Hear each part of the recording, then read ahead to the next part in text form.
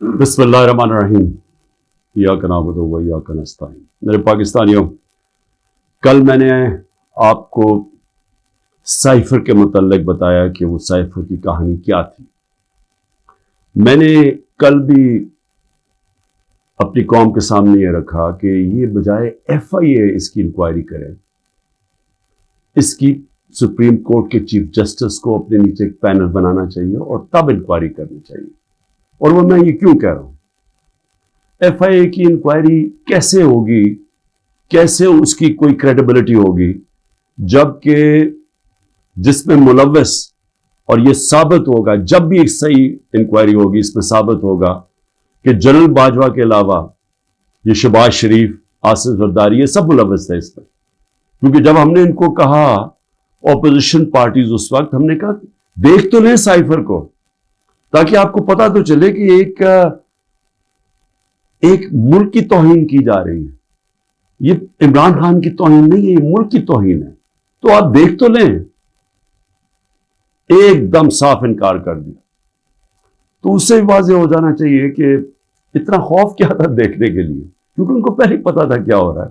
اس سے بڑے پہلے یہ ملاقاتیں کر رہے تھے جا کے ایمبیسی کے لوگوں کے ساتھ۔ اچھا جی، اب میں یہ اس لیے کہہ رہا ہوں کہ یہ سائفر کی اندر تحقیقات ضروری ہیں، کیونکہ ایک آئی ایم ایف نے رپورٹ شائع کی ہے 2018 سے اور 2023 کے بیچ میں، انہوں نے ایک رپورٹ دی ہے۔ یہ میں ضرور چاہتا ہوں کہ یہ آپ جو آپ میں سے سمجھتے ہیں تھوڑی بہت بھی معیشت کو، وہ اس کو ضرور دیکھ لیں، کیونکہ میں جب کہتا ہوں کہ ملک کا انہوں نے بیڑا غرق کر کے رکھ دیا ہے، کہ وہ گورنمنٹ جو زبردست پرفارمنس دے رہی تھی، جو ہم نے اپنے جتنے بھی ٹارگٹ سیٹ کیے تھے، ہم نے آخری سال سب ٹارگٹ سے آگے نکل گئے۔ ٹیکس کلیکشن سب سے زیادہ ہم نے اپنے ٹارگٹ سے اوپر چلے گئے، ایکسپورٹ ٹارگٹ اوپر زیادہ ملا، ریمیٹنسز جو باہر سے ڈالرز آتے ہیں وہ زیادہ ہوئے جو ہمارے ٹارگٹس تھے۔ آپ سارے ٹارگٹس جو ہم نے اپنے آپ کو سیٹ کیے تھے اس سے آگے نکل گئے، تو اس وقت یہ گورنمنٹ گرائی گئی۔ تو میں اگر یہ کہتا تھا تو مخالف یہ پی ڈی ایم والے کہتے تھے کہ جی یہ تو، اور دوسرے اپنے بتا دیتے کہ جی نہیں، تو ہمیں تو بارودی سرنگیں ملی اور ہمیں یہ ہو گیا۔ لیکن اب آئی ایم ایف کی رپورٹ آئی، اس سے پہلے بھی ضرور اکنامک سروے آف پاکستان پڑھ لیں، جو ان کے دور میں پچھلے مئی میں شائع ہوا تھا، ان کے دور میں ہوا تھا، جو ابھی بھی شائع ہوا، ذرا اس سے بھی دیکھ لیں وہ کیا چیز سامنے آتی ہے کہ جب ایک سازش کے تحت جنرل باجوہ نے ایک سٹنگ گورنمنٹ کو گرایا تو اس قوم کو کتنی تکلیف اٹھانی پڑی اور اٹھا رہی ہے تکلیف۔ اس میں آئی ایم ایف کی رپورٹ میں یہ واضح ہو جاتا ہے کہ جو ہمیں حکومت ملی تھی 2018 میں، ایک بینکرپٹ حکومت ملی تھی، سب سے بڑا کرنٹ اکاؤنٹ ڈیفیسٹ تھا، جسے کہتے ہیں بیرونی خسارہ سب سے زیادہ تھا 2018 میں۔ اس حکومت کو جب حکومت ملی تو جو ہم نے اصلاحات کی اور مشکل فیصلے کیے، اس کی وجہ سے ملک صرف یہی نہیں کہ اس بحران سے نکل گیا، بلکہ کرونا، آئی ایم ایف بھی اب کہتا ہے کہ جو کرونا کا جس طرح ہم نے اس کا سامنا کیا، اتنے بڑے چیلنج کا، ایک وبا جو ایک صدی میں ایک دفعہ آتی ہے، اس کا جس طرح ہم نے چیلنج کیا، وہ تعریف کرتے ہیں اس کی، کہ جس طرح ہم نے ملک کو ایک کرائسس سے نکالا۔ اور پھر وہ یہ بھی کہتے ہیں کہ ہمیں مسئلے کیا ہے، جس کو کہتے ہیں کموڈٹی سپر سائیکل۔ تیل کی قیمتیں اونچی چلی گئیں، کرونا کے بعد ایک ساری انرجی کی قیمتیں اوپر چلی گئیں، ساری دنیا میں چلی گئیں، تو اس کا ہمیں ایک دم جو ہم صحیح طرح جا رہے تھے اس کا ہمیں پریشر آیا۔ پریشر کیا آیا کہ ایک دم ہمارے جو ڈالرز ہیں وہ زیادہ باہر جانے پڑے، کیونکہ ہماری جو امپورٹس تھی وہ بڑھ گئی، تو جو ہم بیلنس کر رہے تھے اپنی اکانومی اس میں مشکل آئے۔ اور ہم نے کیا کیا، ہم نے اپنے لوگوں کو مہنگائی سے بچانے کے لیے، کیونکہ تیل کی قیمت بہت اوپر چلی گئی تھی، ساتھ پھر یوکرین کی جنگ کا جیسی خطرہ شروع ہوا تو تیل اوپر جانا شروع ہو گیا، تو ہم نے تیل کی قیمت نیچے رکھی، پٹرول اور ڈیزل کی قیمت نیچے رکھی، تو اس کا وہ کہتے ہیں کہ ہاں انہوں نے سبسڈی زیادہ دے دی اپنے لوگوں کو بچانے کے لیے مہنگائی سے، لیکن انہوں نے ساتھ ساتھ یہ بھی تعریف کی کہ ہم نے جو قدم اٹھائے اس نے اکانومی کو سنبھال لیا تھا۔ ہم کیا امید رکھ رہے تھے کہ جو روس سے ہم نے طے کی تھی، جو صدر پوٹن سے میں ملا تھا، ہم نے ان سے جس طرح ہندوستان سستا تیل لے رہا تھا، ہم نے بھی ان سے لینا تھا۔ اور میٹنگ کے بعد صدر پوٹن نے اپنا انرجی منسٹر بھیج دیا تھا، حماد اظہر جو ہمارے پیٹرولیم منسٹر تھے، ان سے ملاقات ہو گئی تھی۔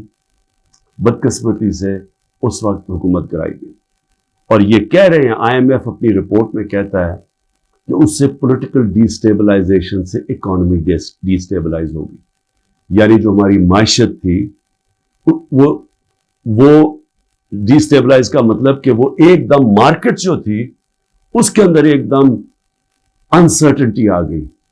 جب مارکیٹ کی انسرٹنٹی کا مطلب کہ جب جو ٹریڈرز ہوتے ہیں، جو مارکیٹ ہوتی ہے، اس کو جب یقین نہیں ہوتا کہ اب کیا ہوگا، تو یہی میں نے جنرل باجوہ کو میں نے بھی بتایا اور شوکت ترین فائنانس منسٹر کو بھیجا، ان کو بھی کہا کہ ان کو بتاؤ کہ اس وقت نہ ڈی اسٹیبلائز کرنا، ان سے سنبھالی نہیں جائے گی۔ اور وہی آئی ایم ایف لگتا ہے کہ ان سے سنبھالی نہیں گئی، ان کو سٹیپس نہیں تھے، انہوں نے غلط پالیسیز بنائی، ان کی پالیسی سے اور زیادہ معاشی حالات بگڑتے گئے۔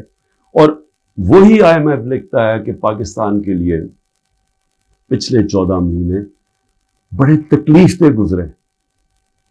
تو یہ تو میں کہہ رہا تھا تب سے، اور یہ میں بڑی دیر سے لگا ہوا تھا کہنے کہ یہ جو بھی یہ رجیم چینج کیا، جو سازش کی گئی، اس کی قیمت پاکستانی قوم نے اٹھائی، تکلیف تو اب لوگوں کو ہو رہی ہے۔ جب ہمیں انہوں نے ہٹایا تھا تو مہنگائی 12.4% تھی، جس کے اوپر شور مچ گیا، مہنگائی مارچ ہو گئی، ہر قسم کا میڈیا کے اوپر شور، پبلک میں وہ میڈیا والے جو باقاعدہ عوام میں نکلتے تھے جی چیزیں بڑی مہنگی ہو گئی، دنیا میں چیزیں مہنگی ہو گئی تھیں، انٹرنیشنل کموڈٹی سپر سائیکل تھا، دنیا میں انرجی کی قیمتیں اوپر چلے گئی، مہنگائی دنیا میں آ گئی۔ 1970 کے بعد دنیا میں سب سے زیادہ مہنگائی آئی کرونا کی وجہ سے، اس کے باوجود 12.4% پہ ہماری مہنگائی تھی، اور پچھلے مہینے 38% پہ پہنچ گئی تھی مہنگائی، اب تھوڑی کم ہوئی ہے۔ اور مہنگائی کم ہونی چاہیے اس لیے کہ دنیا میں تیل کی قیمت اور انرجی کی قیمت نیچے آ گئی ہے، کموڈٹیز دنیا کے اندر 35% ان کی قیمت نیچے آ چکی ہے جب ہماری حکومت تھی۔ تو سوال اب یہ ہے کہ کیا کوئی ایسی انکوائری ہوگی اس ملک میں کہ یہ سائفر کا جو ایک سائفر کے ارد گرد جو سازش تھی، پتہ تو چلے، مجھے تو پتہ ہے کون اس میں تھے، لیکن انڈیپینڈنٹ انکوائری ہونی چاہیے، اور اس انکوائری میں پتہ چلے کہ کون کون کردار تھے جنہوں نے اس قوم کے اوپر اتنا بڑا عذاب لے کے آئے ہیں، اور اب مزید آگے اس عذاب سے نکلنے کے لیے اور کتنی تکلیف اٹھانی پڑے گی اس قوم کو۔ اور اس کے لیے میں پھر سے کوشش تو کرتا ہوں کہ ہمارے چیف جسٹس صاحب کو اس کے اوپر سوچنا چاہیے کہ وہ ہی ایک انکوائری کر سکتے ہیں، کیونکہ یہ حکومت تو کرنے نہیں دے گی، اور نہ ہی مجھے افسوس سے کہنا پڑتا کہ ہماری اسٹیبلشمنٹ یہ کرنے دے گی، کیونکہ اس کے اندر ملوث ہیں جو جنرل باجوہ، اور انہوں نے جو جس طرح یہ پوری 6 مہینے پہلے سے جو پلان بن رہا تھا گرانے کا، اب تو خیر خواجہ آصف کہہ رہے ہیں کہ 2021 سے ہی پلان بنایا ہوا تھا جنرل باجوہ نے ہماری حکومت گرانے کا، تو لیکن اب ذرا ان سے بھی سوال پوچھنا چاہیے کہ آپ نے ہمیں جب گرا کے ان کو لے کے آئے جن لوگوں کو، تو کیا آپ کو اعتماد تھا کہ یہ اس ملک کو اٹھا لیں گے؟ 30 سال سے جو حکومت کر رہے تھے، اور ان کے دور میں کوئی مجھے سنہری دور بتا دے کہ جب انہوں نے کوئی معیشت میں بڑی ترقی کروائی ہو، کوئی مجھے پتہ چل جائے کہ انہوں نے کون سا وہ کیا 99 میں جب چھوڑ کے گئے تھے نون لیگ، تو ذرا بتائیں کہ کیا وہ معیشت کے حالات آپ کو پتہ تھے؟ یہ ساکھدار تھے، وہ بینکرپٹ کر کے چھوڑ کے گئے تھے، اور پھر اب یہ آئی ایم ایف کہہ رہا ہے کہ جو 2018 میں یہ چھوڑ کے گئے تھے پاکستان، وہ خود کہہ رہے ہیں کہ وہ تحریک انصاف نے بڑے زبردست مشکل فیصلے کر کے ملک کو اس سے نکالا، تو کیا کوئی ذمہ داری اٹھائے گا اس کی کہ جب اتنی بڑی طاقت ہو جاتی ہے کسی کے پاس تو کیا اس کو پھر ذمہ داری نہیں لینی چاہیے جبکہ وہ طاقت کا غلط استعمال کرتا ہے؟ اور یہ ہی انکوائری میں چیزیں آنی چاہیے. کیوں؟ کہ آگے سے ایسی غلطیاں نہ ہوں کہ آگے سے کوئی ایک آدمی خود ہی فیصلہ بند کمرے میں فیصلے کر کے ملک کو اس طرح مشکلات میں نہ ڈالے. اب میں جو دوسری چیز کہنا چاہتا تھا وہ یہ کہ اس وقت ایک ظلم کی انتہا، ایک ظلم کا ایسا نظام چل رہا ہے جس کی میں سمجھتا ہوں انتہا ہے. سب سے پہلے تو میں جو خواتین اس وقت جیلوں میں ہیں، میں سوال پوچھنا چاہتا ہوں کہ انہوں نے کون سا جرم کیا؟ کیا پاکستان کا آئین پرامن احتجاج کی اجازت نہیں دیتا؟ کہیں آئین میں لکھا ہوا ہے کوئی نو گو ایریاز ہے؟ کہیں پاکستان کے آئین میں لکھا ہوا ہے کہ اگر کسی سے کوئی سمجھے کہ ناانصافی ہوئی ہے ان سے تو کیا وہ کوئی ایسی ایریاز ہے جدھر وہ احتجاج نہیں کر سکتے؟ جب سپریم کورٹ کہتا ہے کہ پارٹی کے چیئرمین عمران خان کو غیر آئینی اور غیر قانونی طور پہ اغوا کیا گیا اسلام آباد ہائی کورٹ سے، اور جس طرح اس کو مجرموں کی طرح ڈنڈے مار کے لوگوں کو، اس کے بھی اور لوگوں کو، وکیلوں کو، جس طرح اس کو پکڑ کے لے کے گیا تاکہ ساری دنیا دیکھے کہ کس طرح ایک پارٹی کے سربراہ کو کس طرح کا یعنی اس کے ساتھ رویہ تھا، تو کیا اس کا اجازت نہیں تھی کہ پرامن احتجاج اس ناانصافی کے اوپر کرے؟ اور جب رینجرز اٹھا کے لے کے گئے تو کدھر احتجاج کرنا تھا؟ وہی نا کنٹونمنٹس میں کرنا تھا، جی ایچ کیو کے سامنے کرنا تھا، اور کدھر جا کے کرتے؟ تو میں سوال یہ پوچھتا ہوں اس میں جرم کیا تھا؟ جرم جو تھا جو جلائے ہیں، جرم تھا کور کمانڈر کے گھر کو آگ لگانا، یہ جرم تھا. جرم وہ تھا جو عسکری ٹاور جلائے گئے ہیں اور جدھر جدھر بھی جلائے گئے ہیں وہ جرم تھا. اب میرا سوال یہ ہے کہ کیا اس جرم میں 10,000 لوگ شریک تھے؟ کیا 50-60 لوگ ہوں گے جنہوں نے جا کے جلایا؟ میرا اگلا سوال یہ ہے کہ یہاں سی سی ٹی وی کیمراز ہیں، کیوں نہیں سی سی ٹی وی کیمراز کی فوٹیج سامنے آئی کہ وہ کون لوگ تھے جو پہلے گئے ہیں، کن لوگوں نے آگ لگائی؟ کیا اتنا مشکل ہے اس کو ڈھونڈنا؟ یا سیف سٹی کے کیمراز ہیں، کیا سیف سٹی کے کیمراز نہیں بتا سکتے ہمیں کہ وہ کون لوگ تھے؟ کیونکہ ہم سب چاہتے ہیں کہ ان کو سزا ملے، لیکن اس کی آڑ لے کے یہ کرنا کہ پوری پارٹی کے پیچھے پڑ جانا، جدھر پارٹی کے لوگ ہیں ان کے اوپر، ان کے گھروں میں گھس جانا، نہ ان کی عورتوں کو دیکھنا، نہ بچوں کو دیکھنا، نہ رشتہ داروں کو دیکھنا، جو آئے تو اسے پکڑ کے جیلوں میں ڈال دیں. پولیس کو فری ہینڈ دے دیا ہے کہ اچھا جی آپ کی وہ جیو فینسنگ میں آپ کا آ گیا ادھر تو چلو جی آپ کو پکڑ کے ہم جیل میں ڈال رہے ہیں، لیکن اگر آپ پیسے دے دیں گے اتنے تو ہم آپ کو جیل میں نہیں ڈالیں گے. ریٹس لگی ہوئی ہیں، 15 لاکھ سے شروع ہوتے ہیں، کسی کو 10 لاکھ میں بلیک میل کیا جاتا ہے، کسی کو 5 لاکھ میں. اپنے ملک کی ہم پولیس کی تباہی کر رہے ہیں یہ حرکتیں کروا کے. کوئی انڈیپینڈنٹ انویسٹیگیشن ہوگی اس کے اوپر؟ کیا عسکری ٹاورز کے اندر نہیں ہم بتا سکتے؟ ایک انڈیپینڈنٹ صحافی کی پوری سٹیٹمنٹ آئی ہوئی ہے کہ وہاں کیا ہوا، اس میں پی ٹی آئی والے نہیں تھے عسکری ٹاور. ایک پتا چلے کہ ریڈیو پاکستان پشاور کس نے جلایا تھا، اس کے اوپر کوئی انویسٹیگیشن ہونی چاہیے. کیوں نہیں ہوئی ابھی تک؟ میرا سوال یہ ہے کہ کیوں نہیں ابھی تک آئی جی پنجاب اس سے کیوں نہیں پوچھا گیا کہ کیوں پولیس وہاں نہیں پہنچائی کور کمانڈر ہاؤس؟ کیوں اس سے نہیں پوچھا جا رہا؟ جب یہ ہوا تھا امریکہ کے اندر کیپٹل ہل، ان کی پارلیمنٹ کے اوپر جب ڈونلڈ ٹرمپ کے لوگوں نے ہلا بولا تھا تو سب سے پہلے پولیس چیف کی خبر لی گئی تھی. اور مجھے یہ پھر سے میں پوچھنا چاہتا ہوں کہ یہ جو عورتوں کو پکڑا ہوا ہے، ہماری اسٹوڈنٹس پکڑے ہوئے ہیں، لوگوں کو جیلوں میں ڈالا ہوا ہے، برے حالات میں رہ رہے ہیں، جو خبریں آ رہی ہیں باہر، کیا کیا ان سے ہوا ہے، وہاں کتوں سے تشدد ہوا ہے، ان سے اپروور بنانے کے لیے کیا کیا ان کے اوپر ہر قسم کا ظلم کیا گیا. کہ یا کہہ دو کہ عمران خان نے کہا تھا وہاں جا کے تو فائلیں جلا دینا کور کمانڈر ہاؤس میں، کور کو بانٹ رہا اس کو بھی آ گیا، فائلیں جلا دینا. ایک یہ کسی کی 164 کا بیان آئے، اس میں کوئی عقل ہے کہ کیا فائلیں پڑی ہوئی کور کو بانٹ رہا. آج تک مجھے ایک سٹیٹمنٹ بتا دیں کہ عمران خان نے اپنی ساری زندگی کبھی کہا ہے کہ تشدد کرو، انتشار کرو، لوگوں کو مارو، جلا دو. ایک میری سٹیٹمنٹ بتائیں 27 سال میں. 126 دن کا دھرنا تھا، پاکستان کی تاریخ کا سب سے زیادہ پروٹیسٹ تھا، لمبا.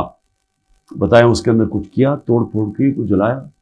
آتے تھے اپنا دھرنا، اب تقریریں کر کے واپس چلے جاتے تھے، شعور لوگوں کو دیتے تھے. اس کو جمہوریت کہتے ہیں. مجھے یہ بتائیں کہ یہاں یہ کہا گیا ہے کہ جی آپ کنٹونمنٹ میں تھے اور آپ کو جیل میں ڈال دیا. مجھے یہ بتائیں کہ جو سب سے مقدس جگہ برطانیہ میں ہے وہ ہے پرائم منسٹر کا گھر، 10 ڈاؤننگ اسٹریٹ. مجھے بتائیں ہر دوسرے دن وہاں مظاہرہ ہوتا ہے. آپ 10 ڈاؤننگ اسٹریٹ چلے جائیں، وہاں آپ ہر دوسرے دن کوئی نہ کوئی آگے مظاہرہ کر رہا ہوتا ہے کہ جی ہمارے سے ناانصافی ہوئی. کبھی کسی کے اوپر کوئی FIR کاٹی ہے؟ کسی کے اوپر کوئی گولیاں چلائی ہیں؟ میں یہ سوال پوچھتا ہوں کہ یہاں 16 لوگ شہید کیے گئے ڈائریکٹ فائرنگ سے، 100 سے اوپر کو گولیاں لگی، 3 کی ٹانگیں کٹ گئی. میں یہ پوچھنا چاہتا ہوں کہ جو اور ایک پیرالائز ہے، کبھی کسی جمہوریت کے اندر اس طرح گولیاں ماری جاتی ہیں اور انکوائری بھی نہیں ہے؟ انکوائری سے پولیس ان کے گھروں میں پہنچ جاتی ہے. جن کے گولیاں لگی ہیں انہوں نے ایک جگہ ڈیڈ باڈی نہیں دے رہا کہ نہیں جب تک پہلے آپ کہیں کہ آپ کوئی کاروائی تو نہیں کریں گے. ان سے ایشورٹی لیتے ہیں کہ آپ نے FIR نہیں کٹوانی. کیوں سیدھی FIR کٹتی ہے IGs کے اوپر؟ یہ کیسے آپ نے گولیاں چلا دی نہتے لوگوں کے اوپر؟ ایک پولیس والے کو گولی نہیں لگی، ایک رینجر، مطلب کہ یہاں سے تو کسی کے پاس ہتھیار نہیں تھے، تو آپ نہتے لوگوں پہ گولیاں کیسے چلا سکتے ہیں؟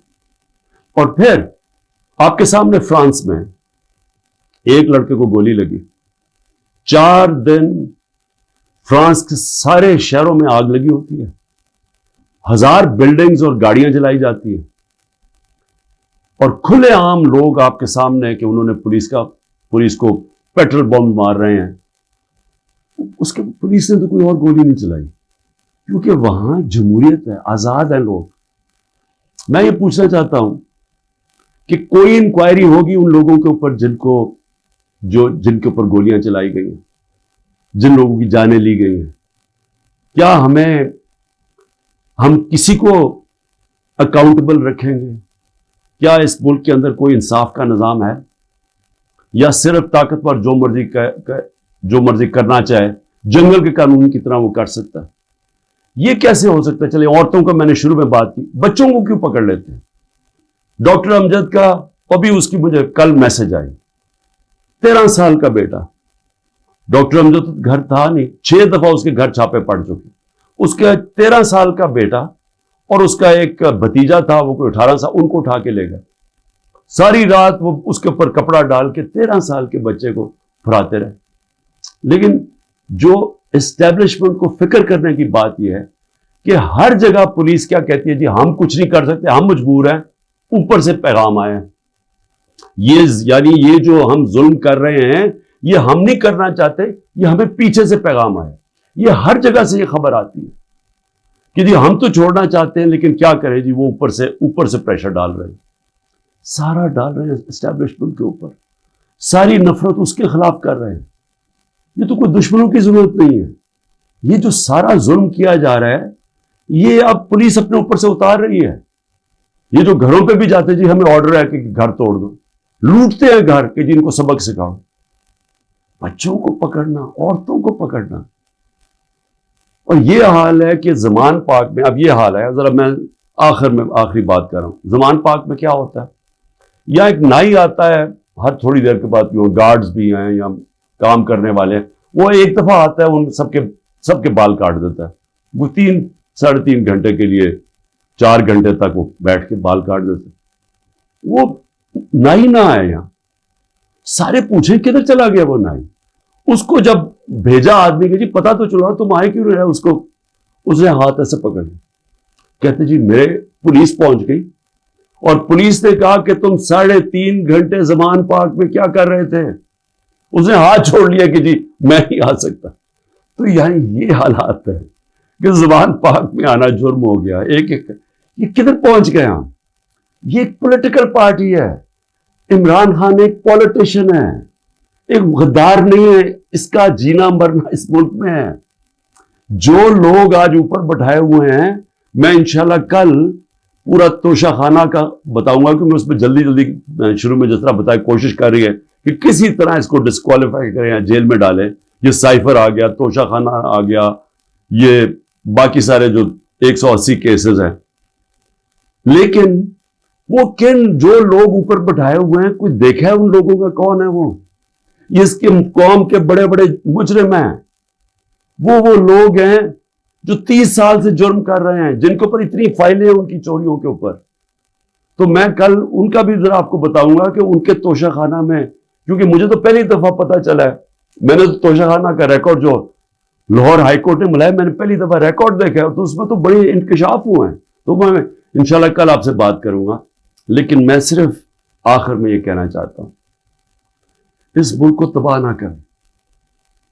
جب ایک قوم میں اچھے برے کی تمیز ختم ہوتی ہے, قوم تباہ ہو جاتی ہے. پہلے اخلاقی طور پہ مرتی ہے قوم, پھر معاشی طور پہ مرتی ہے.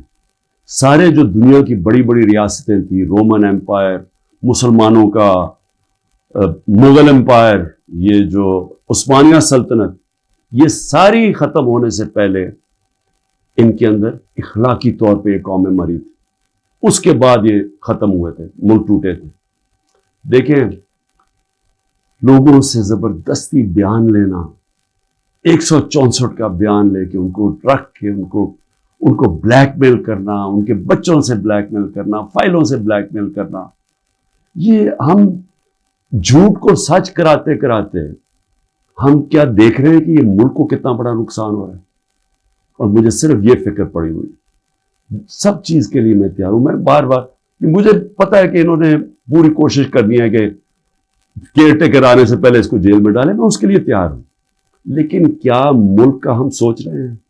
وہ نہیں سوچ رہے جن کے سارے ڈالرز باہر پڑے ہوئے ہیں.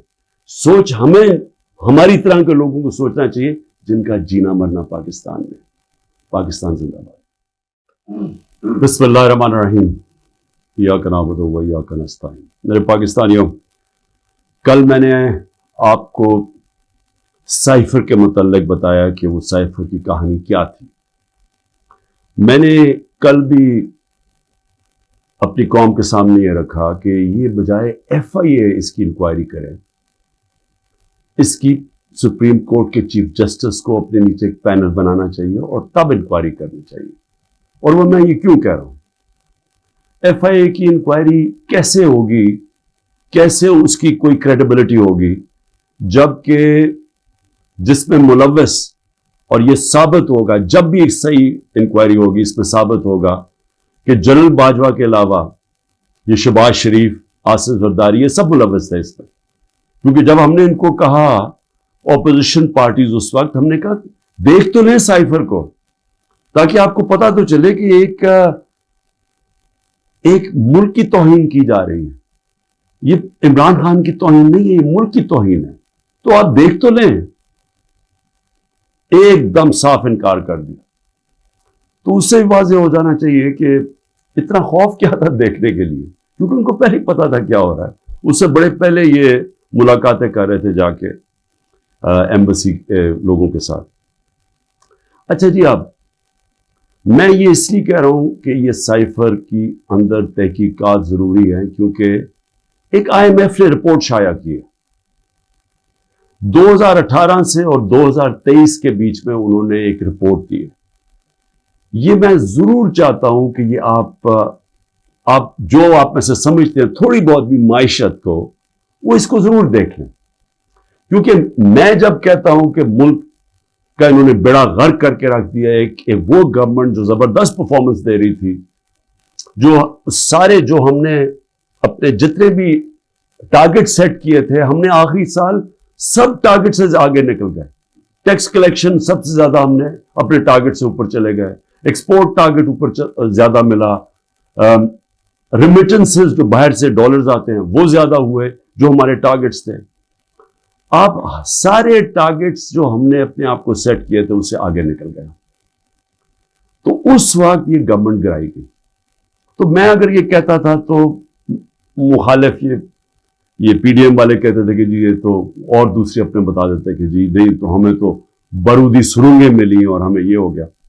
لیکن اب آئی ایم ایف کی رپورٹ آئی اس سے پہلے بھی. ضرور اکنامک سروے آف پاکستان پڑھ لیں جو ان کے دور میں پچھلے مئی میں شائع ہوا تھا, ان کے دور میں ہوا تھا, جو ابھی بھی شائع ہوا.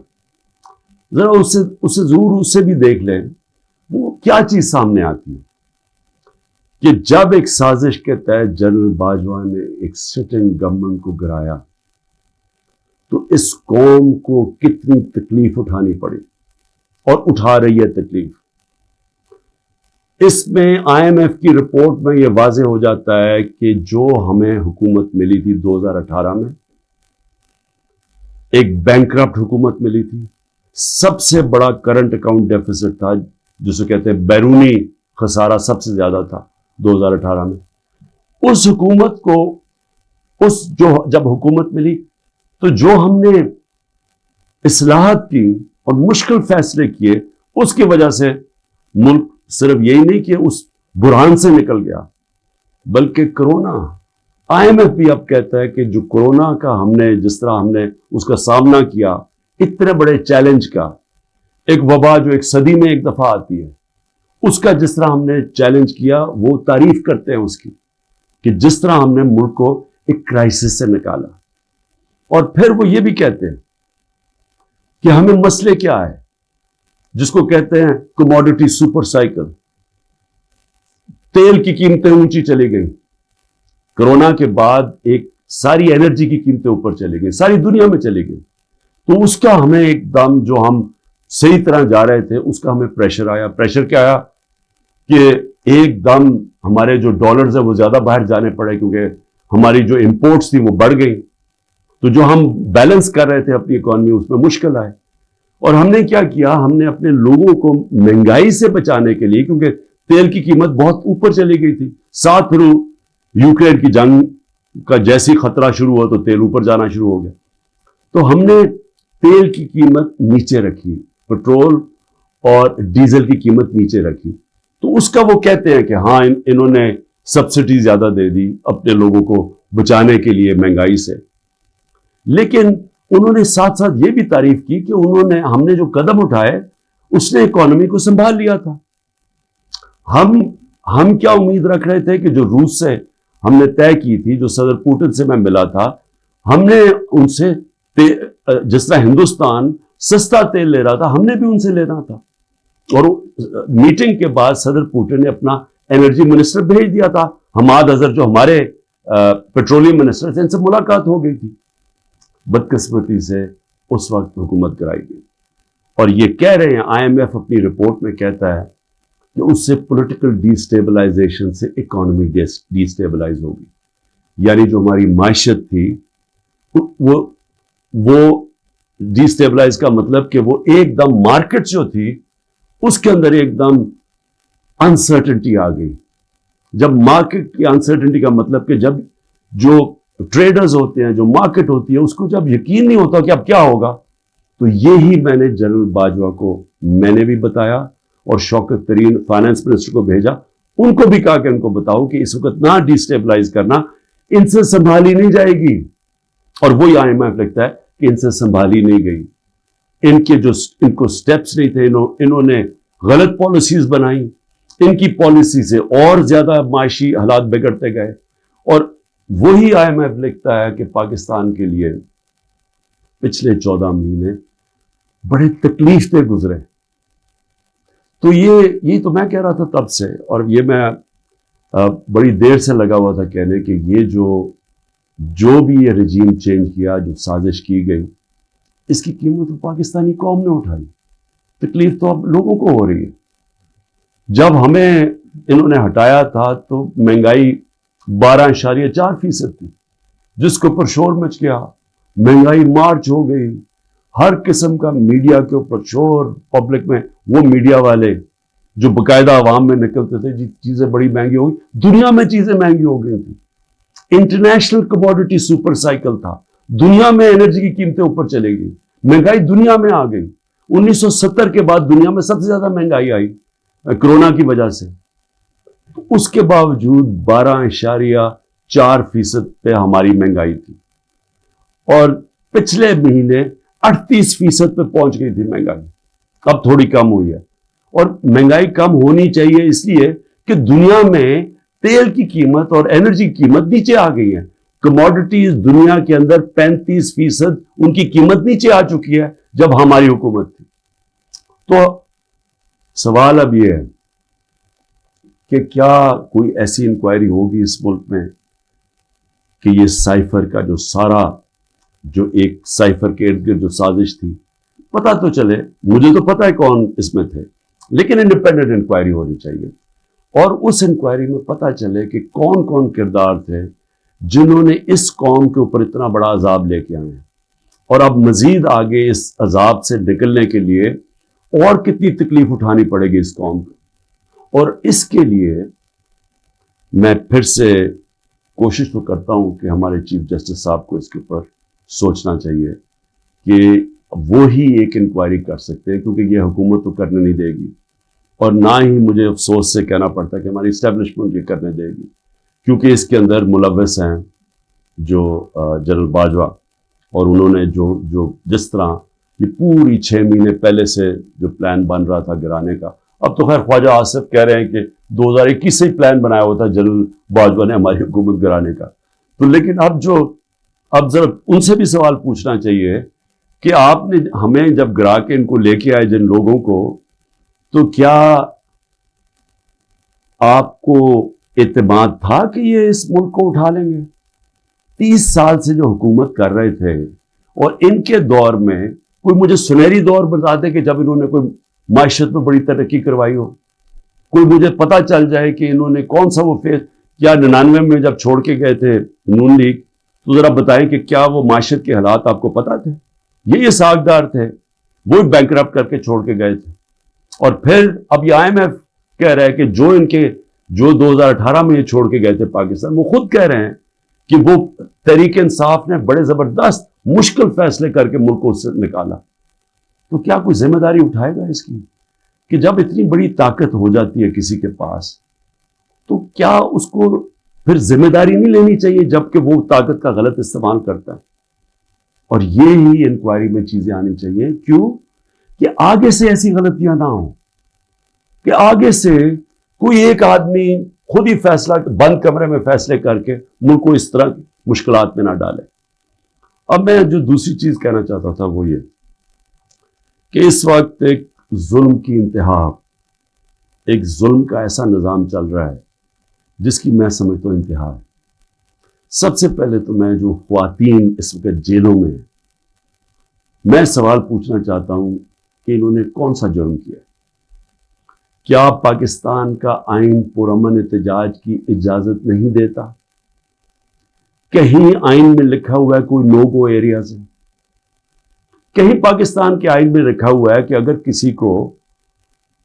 کسی سے کوئی سمجھے کہ ناانصافی ہوئی ہے ان سے، تو کیا وہ کوئی ایسی ایریاز ہے جدھر وہ احتجاج نہیں کر سکتے؟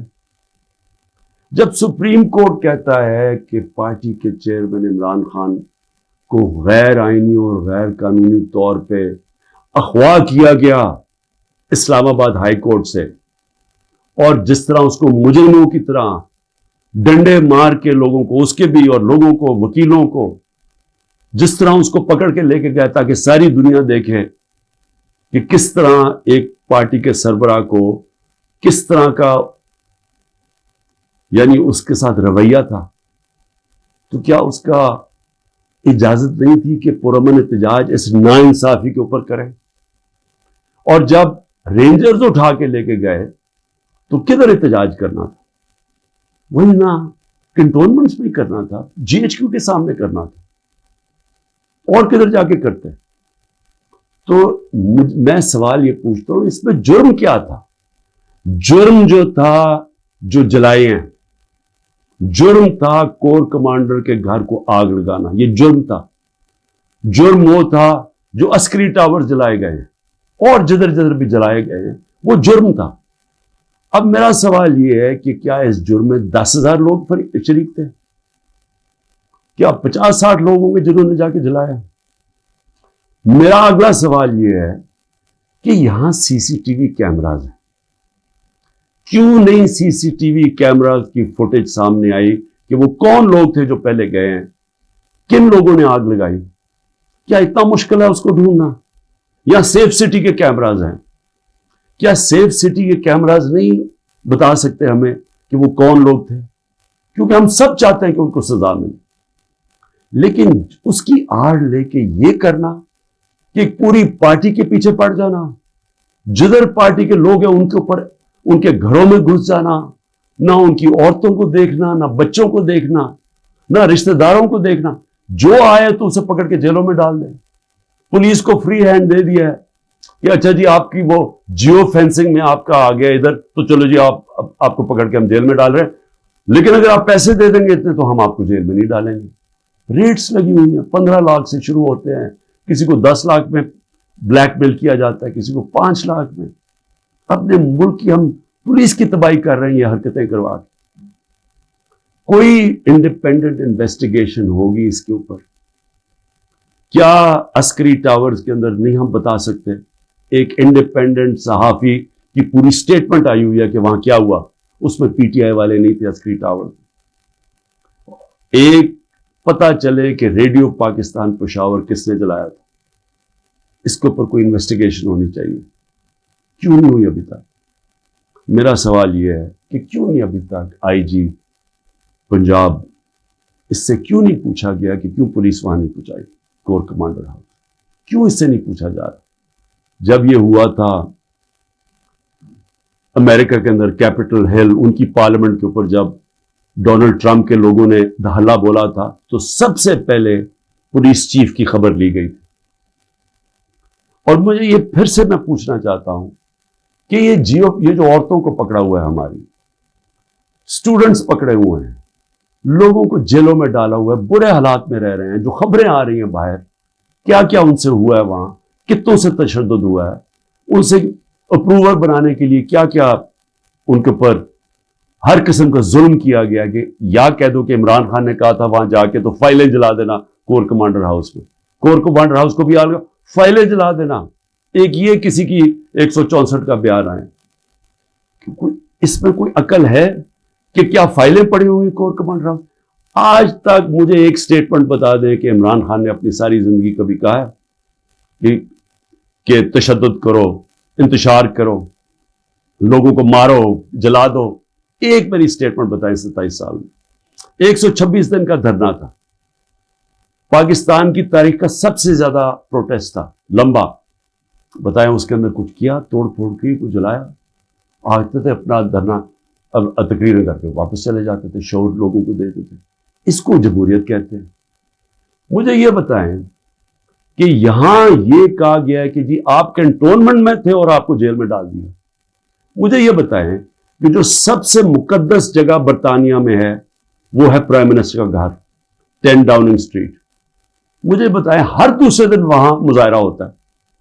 آپ 10 ڈاؤننگ اسٹریٹ چلے جائیں، وہاں آپ ہر دوسرے دن کوئی نہ کوئی آگے مظاہرہ کر رہا ہوتا ہے کہ جی ہمارے سے ناانصافی ہوئی۔ کبھی کسی کے اوپر کوئی ایف آئی آر کاٹی ہے، کسی کے اوپر کوئی گولیاں چلائی ہیں؟ میں یہ سوال پوچھتا ہوں کہ یہاں 16 لوگ شہید کیے گئے ڈائریکٹ فائرنگ سے، 100 سے اوپر کو گولیاں لگی، 3 کی ٹانگیں کٹ گئی۔ میں یہ پوچھنا چاہتا ہوں کہ اور ایک پیرالائز ہے، کبھی کسی جمہوریت کے اندر اس طرح گولیاں ماری جاتی ہیں اور انکوائری بھی نہیں ہے؟ انکوائری سے پولیس ان کے گھروں میں پہنچ جاتی ہے۔ جن کے گولیاں لگی ہیں انہوں نے ایک جگہ ڈیڈ باڈی نہیں دے رہا کہ نہیں، جب تک پہلے آپ کہیں کہ آپ کوئی کاروائی تو نہیں کریں گے۔ ان سے ایشورٹی لیتے ہیں کہ آپ نے ایف آئی آر نہیں کٹوانی۔ کیوں سیدھی ایف آئی آر کٹتی ہے آئی جیز کے اوپر؟ یہ کیسے آپ نے گولیاں چلا دی 69 لوگوں کے اوپر؟ ایک پولیس والے کو گولی نہیں لگی، ایک رینجر، مطلب کہ یہاں سے تو کسی کے پاس ہتھیار نہیں تھے، تو آپ 69 لوگوں پہ گولیاں کیسے چلا سکتے ہیں؟ اور پھر آپ کے سامنے فرانس میں ایک لڑکے کو گولی لگی، 4 دن فرانس کے سارے شہروں میں آگ لگی ہوتی ہے، 1000 بلڈنگز اور گاڑیاں جلائی جاتی ہیں، اور کھلے عام لوگ آپ کے سامنے کہ انہوں نے پولیس کو پیٹرول بم مار رہے ہیں، اس کے پولیس نے تو کوئی اور گولی نہیں چلائی، کیونکہ وہاں جمہوریت ہے، آزاد ہیں لوگ۔ میں یہ پوچھنا چاہتا ہوں کہ کوئی انکوائری ہوگی ان لوگوں کے اوپر جن کے اوپر گولیاں چلائی گئی ہیں، جن لوگوں کی جانیں لی گئی ہیں؟ کیا ہم کسی کو اکاؤنٹیبل رکھیں گے؟ کیا اس ملک کے اندر کوئی انصاف کا نظام ہے، یا صرف طاقتور جو مرضی کرنا چاہے جنگل کے قانون کی طرح وہ کر سکتا ہے؟ یہ کیسے ہو سکتا ہے؟ چلے عورتوں کا میں نے شروع میں بات کی، بچوں کو کیوں پکڑ لیتے ہیں؟ ڈاکٹر امجد کا ابھی اس کی مجھے کل میسج آئی، 13 سال کا بیٹا، ڈاکٹر امجد گھر تھا نہیں، 6 دفعہ اس کے گھر چھاپے پڑ چکے، اس کے 13 سال کا بیٹا اور اس کا ایک بھتیجا تھا، وہ کوئی 18 سال، ان کو اٹھا کے لے گئے، ساری رات وہ اس کے اوپر کپڑا ڈال کے 13 سال کے بچے کو پھراتے رہے۔ لیکن جو اسٹیبلشمنٹ کو فکر کرنے کی بات یہ ہے کہ ہر جگہ پولیس کیا کہتی ہے، جی ہم کچھ نہیں کر سکتے، ہم مجبور ہیں، اوپر سے پیغام آئے ہیں، یہ جو ہم ظلم کر رہے ہیں یہ ہم نہیں کرنا چاہتے، یہ ہمیں پیچھے سے پیغام آئے، یہ ہر جگہ سے یہ خبر آتی ہے کہ جی ہم تو چھوڑنا چاہتے ہیں لیکن کیا کریں جی، وہ اوپر سے پریشر ڈال رہے ہیں، سارا ڈال رہے ہیں اسٹیبلشمنٹ کے اوپر، ساری نفرت اس کے خلاف کر رہے ہیں۔ یہ تو کوئی دشمنوں کی ضرورت نہیں ہے، یہ جو سارا ظلم کیا جا رہا ہے یہ اب پولیس اپنے اوپر سے اتار رہی ہے۔ یہ جو گھروں پہ بھی جاتے جی ہمیں آرڈر ہے کہ گھر توڑ دو، لوٹتے ہیں گھر کہ جی ان کو سبق سکھاؤ، بچوں کو پکڑنا، عورتوں کو پکڑنا۔ اور یہ حال ہے کہ زمان پاک میں اب یہ حال ہے، ذرا میں آخری بات کر رہا ہوں، زمان پاک میں کیا ہوتا ہے، یا ایک نائی آتا ہے ہر تھوڑی دیر کے بعد، گارڈز بھی ہیں یا کام کرنے والے ہیں، وہ ایک دفعہ آتا ہے ان سب کے بال کاٹ دیتا ہے، وہ 3-3.5 گھنٹے کے لیے 4 گھنٹے تک وہ بیٹھ کے بال کاٹ دیتے، وہ نائی نہ آئے یہاں، سارے پوچھیں کدھر چلا گیا وہ نائی؟ اس کو جب بھیجا آدمی کہ جی پتا تو چلا تم آئے کیوں رہے، اس نے ہاتھ ایسے پکڑ لیا، کہتے جی میرے پولیس پہنچ گئی اور پولیس نے کہا کہ تم 3.5 گھنٹے زمان پاک میں کیا کر رہے تھے، اس نے ہاتھ چھوڑ لیا کہ جی میں نہیں آ سکتا۔ تو یعنی یہ حالات ہے کہ زمان پاک میں آنا جرم ہو گیا، یہ کدھر پہنچ گئے ہم؟ یہ ایک پولیٹیکل پارٹی ہے، عمران خان ایک پولیٹیشین ہے، ایک غدار نہیں ہے، اس کا جینا مرنا اس ملک میں ہے۔ جو لوگ آج اوپر بٹھائے ہوئے ہیں، میں انشاءاللہ کل پورا توشہ خانہ کا بتاؤں گا، کیونکہ اس میں جلدی شروع میں جس طرح بتایا کوشش کر رہی ہے کہ کسی طرح اس کو ڈسکوالیفائی کریں یا جیل میں ڈالیں۔ یہ سائفر آ گیا، توشہ خانہ آ گیا، یہ باقی سارے جو 180 کیسز ہیں، لیکن وہ جو لوگ اوپر بٹھائے ہوئے ہیں، کوئی دیکھا ہے ان لوگوں کا کون ہے؟ وہ اس کے قوم کے بڑے بڑے مجرم ہیں، وہ لوگ ہیں جو 30 سال سے جرم کر رہے ہیں، جن کے اوپر اتنی فائلیں ہیں ان کی چوریوں کے اوپر۔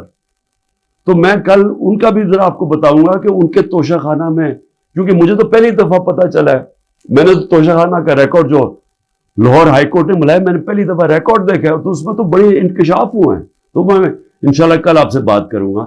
لیکن میں صرف آخر میں یہ کہنا چاہتا ہوں، اس ملک کو تباہ نہ کریں۔ جب ایک قوم میں اچھے برے کی تمیز ختم ہوتی ہے، قوم تباہ ہو جاتی ہے۔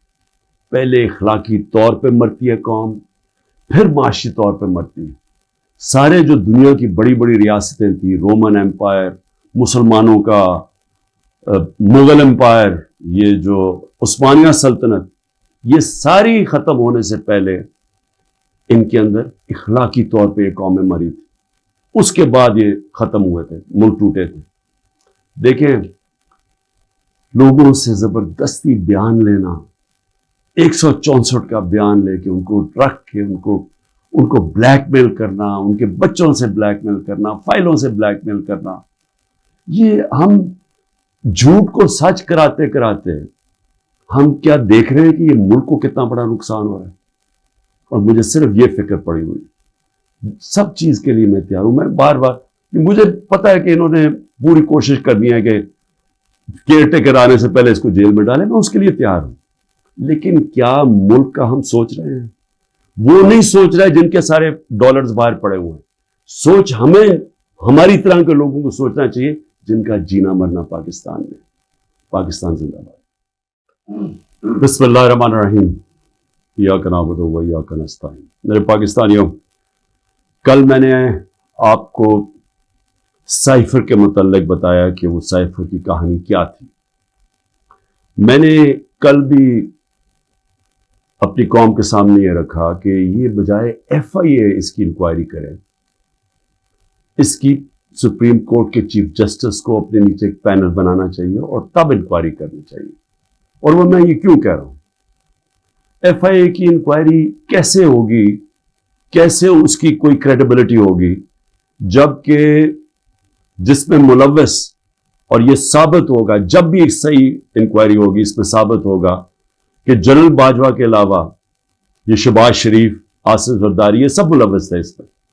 کیونکہ جب ہم نے ان کو کہا اپوزیشن پارٹیز اس وقت، ہم نے کہا دیکھ تو لیں سائفر کو تاکہ آپ کو پتا تو چلے کہ ایک ملک کی توہین کی جا رہی ہے. یہ عمران خان کی توہین نہیں ہے، یہ ملک کی توہین ہے. تو آپ دیکھ تو لیں. ایک دم صاف انکار کر دیا. تو اس سے واضح ہو جانا چاہیے کہ اتنا خوف کیا تھا دیکھنے کے لیے، کیونکہ ان کو پہلے ہی پتا تھا کیا ہو رہا ہے. اس سے بڑے پہلے یہ ملاقاتیں کر رہے تھے جا کے ایمبیسی کے لوگوں کے ساتھ. اچھا جی، اب میں یہ اس لیے کہہ رہا ہوں کہ یہ سائفر کی اندر تحقیقات ضروری ہیں کیونکہ ایک آئی ایم ایف نے رپورٹ شائع کی ہے 2018 سے اور 2023 کے بیچ میں. انہوں نے ایک رپورٹ دی ہے. یہ میں ضرور چاہتا ہوں کہ یہ آپ جو آپ میں سے سمجھتے ہیں تھوڑی بہت بھی معیشت کو، وہ اس کو ضرور دیکھ لیں. کیونکہ میں جب کہتا ہوں کہ ملک کا انہوں نے بیڑا غرق کر کے رکھ دیا ہے، کہ وہ گورنمنٹ جو زبردست پرفارمنس دے رہی تھی، جو ہم نے اپنے جتنے بھی ٹارگٹ سیٹ کیے تھے، ہم نے آخری سال سب ٹارگٹ سے آگے نکل گئے. ٹیکس کلیکشن سب سے زیادہ ہم نے اپنے ٹارگٹ سے اوپر چلے گئے. ایکسپورٹ ٹارگٹ اوپر زیادہ ملا. ریمیٹنسز جو باہر سے ڈالرز آتے ہیں وہ زیادہ ہوئے جو ہمارے ٹارگٹس تھے. آپ سارے ٹارگٹس جو ہم نے اپنے آپ کو سیٹ کیے تھے اس سے آگے نکل گئے. تو اس وقت یہ گورنمنٹ گرائی گئی. تو میں اگر یہ کہتا تھا تو مخالف یہ پی ڈی ایم والے کہتے تھے کہ جی یہ تو، اور دوسرے اپنے بتا دیتے کہ جی نہیں تو ہمیں تو بارودی سرنگیں ملی اور ہمیں یہ ہو گیا. لیکن اب آئی ایم ایف کی رپورٹ آئی.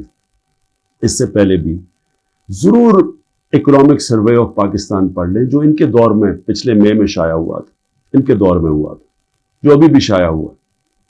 ذرا اس سے بھی دیکھ لیں وہ کیا چیز سامنے آتی ہے کہ جب ایک سازش کے تحت جنرل باجوہ نے ایک سٹنگ گورنمنٹ کو گرایا تو اس قوم کو کتنی تکلیف اٹھانی پڑی اور اٹھا رہی ہے تکلیف.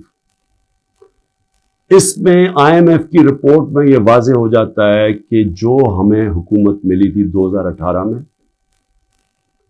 ایک بینکرپٹ حکومت ملی تھی. سب سے بڑا کرنٹ اکاؤنٹ ڈیفیسٹ تھا جسے کہتے ہیں بیرونی خسارہ سب سے زیادہ تھا 2018 میں.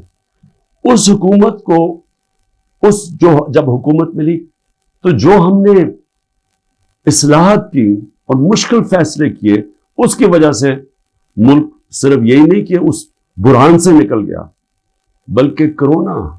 آئی ایم ایف بھی اب کہتا ہے کہ جو کرونا کا جس طرح ہم نے اس کا سامنا کیا، اتنے بڑے چیلنج کا، ایک وبا جو ایک صدی میں ایک دفعہ آتی ہے، اس کا جس طرح ہم نے چیلنج کیا، وہ تعریف کرتے ہیں اس کی کہ جس طرح ہم نے ملک کو ایک کرائسس سے نکالا.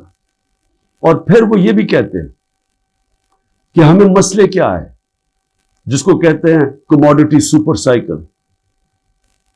تیل کی قیمتیں اونچی چلی گئیں، کرونا کے بعد ایک ساری انرجی کی قیمتیں اوپر چلی گئیں، ساری دنیا میں چلی گئی.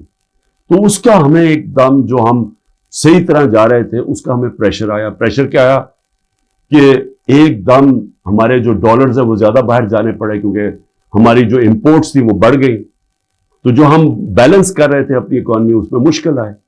اور ہم نے کیا کیا، ہم نے اپنے لوگوں کو مہنگائی سے بچانے کے لیے، کیونکہ तेल की कीमत बहुत ऊपर चली गई थी। साथ फिर यूक्रेन की जंग का जैसी खतरा शुरू हुआ तो तेल ऊपर जाना शुरू हो गया। तो हमने तेल की कीमत नीचे रखी, पेट्रोल और डीजल की कीमत नीचे रखी। तो उसका वो कहते हैं कि हाँ इन्होंने सब्सिडी ज्यादा दे दी अपने लोगों को बचाने के लिए महंगाई से। लेकिन उन्होंने साथ साथ ये भी तारीफ की कि हमने जो कदम उठाए उसने इकोनॉमी को संभाल लिया था। हम क्या उम्मीद रख रहे थे कि जो रूस से हमने तय की थी, जो सदर पुतिन से मैं मिला था, हमने उनसे जिस तरह हिंदुस्तान सस्ता तेल ले रहा था, हमने भी उनसे लेना था। और मीटिंग के बाद सदर पुतिन ने अपना एनर्जी मिनिस्टर भेज दिया था।